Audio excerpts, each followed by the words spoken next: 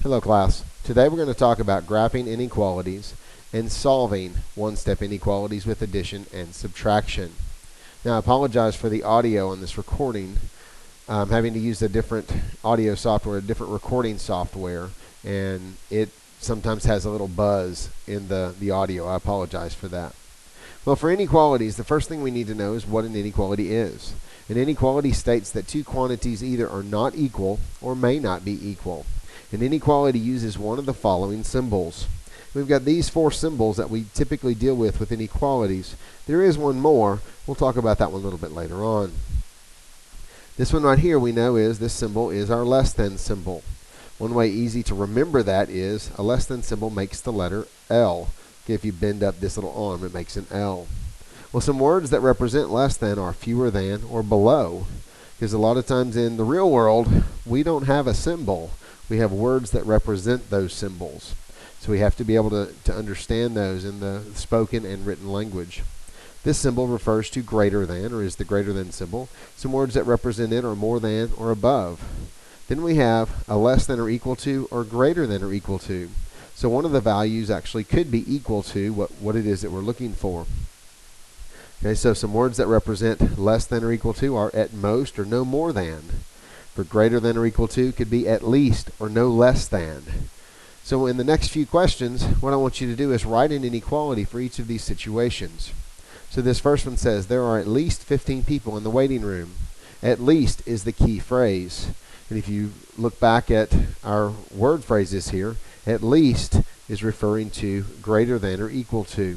So we could actually write a phrase that looks like people, or write a statement, P-E-O-P-L-E, people, and 15, and we want to say there are at least 15 people in the waiting room. So there could be more than 15, but at least also means there could be 15. So this is going to be people are greater than or equal to 15. B, the tram attendant will allow no more than 60 people on the tram. Same thing, we got people, we've got 60, and we've got the no more than is our key phrase. No more than 60. So that means I can't have more people than 60 on this train. So that means people is going to be less than or equal to 60. So no more than, looking back at our phrase, means less than or equal to. Let's try a couple more. There are at most 10 gallons of gas in the tank. Key phrase, at most. So we've got gallons. We've got 10, and it says there are at most 10 gallons. So if we flip back to our phrases, at most would be a less than or equal to symbol. So we would have gallons is less than or equal to 10. At most 10 gallons means that 10 is our maximum number. It's the most we could have in there. Okay, and then the last one here, there is at least 10 yards of fabric left. Okay, at least is a phrase that means that you've got 10 or more. Okay, so we'd have fabric, we'd have 10, and we know the fabric is going to be more than 10, so it would be greater than or equal to 10. Okay. An inequality that contains a variable is known as an algebraic inequality. The value of the variable that makes the inequality true is a solution of the inequality. Well, the way we did these right here, we used a word for our inequality. People is greater than or equal to 15. Well, we could just use P is greater than or equal to 15, and that makes it an algebraic inequality. When we just use a letter to represent the inequality, that's our algebraic inequality. An inequality may have more than one solution. Together, all of the solutions are called the solution set. It's a very important idea of understanding a solution set. In an equation, you only have one answer.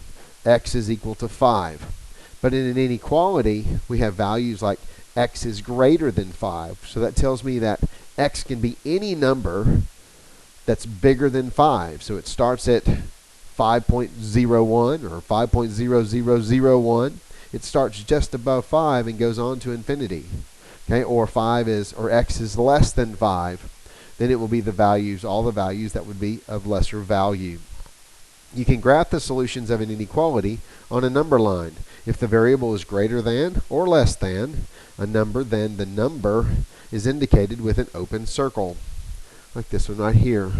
So an open circle shows that 5 is not a solution. So in this particular one right here, we have A is going to be greater than 5, or X is going to be greater than 5. If the variable is greater than or equal to, or less than or equal to, then we're going to represent that with a closed circle. So this particular one would say X is going to be less than or equal to 3, because we can include 3 as one of our values in the solution set. So let's see if we can actually graph some inequalities. So this first one says n is less than 3. Okay, so if it's less than 3, it doesn't include 3. So we put an open circle on 3. And if the letter is on the left of the inequality tells us the direction to shade. We shade to the left. I need all values left of or less than 3. B, it says A is greater than or equal to negative 4. Well, that means that greater than or equal to, we're going to put a closed circle on negative 4 because the bar says that it can include negative 4 as part of the solution set. And we need all values greater than negative 4 or to the right of negative 4. So we shade the number line and the arrow. 2 more real quick. A, or P is less than or equal to 2.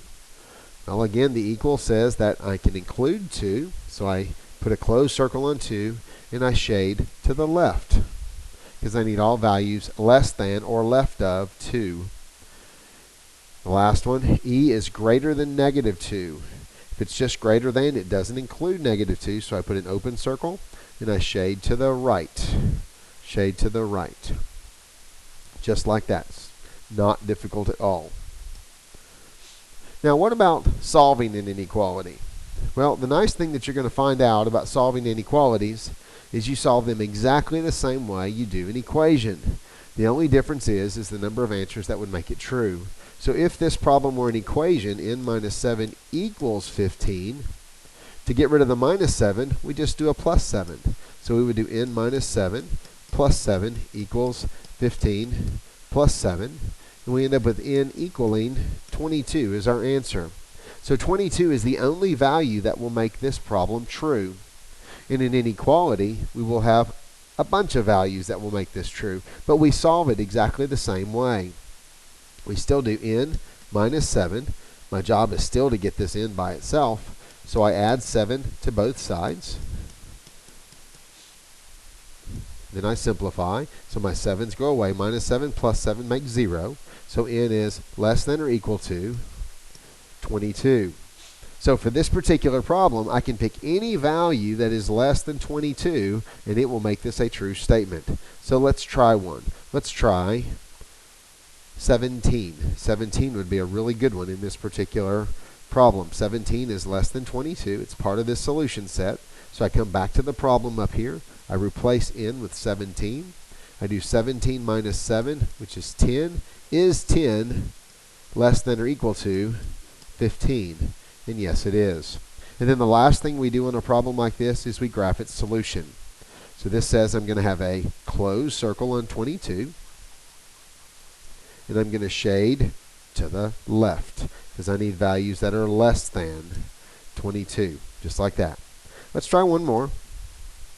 We've got a minus 10 is greater than or equal to negative 3. So our goal is to get the a by itself. So we've got to get rid of this minus 10.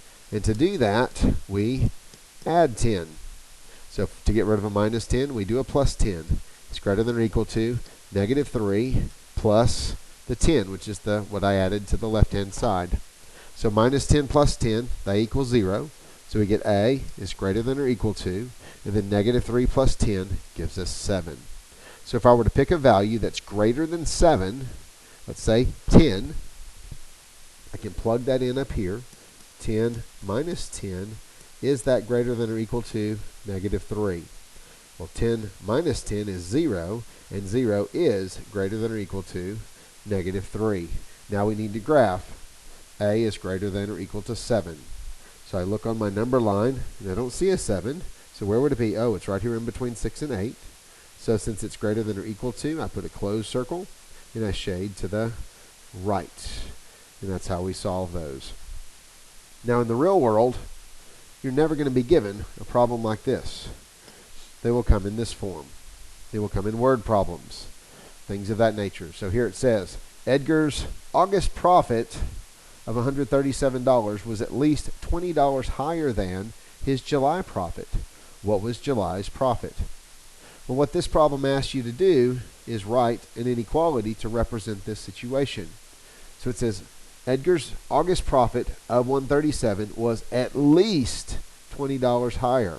Well, if you remember, at least means greater than or equal to.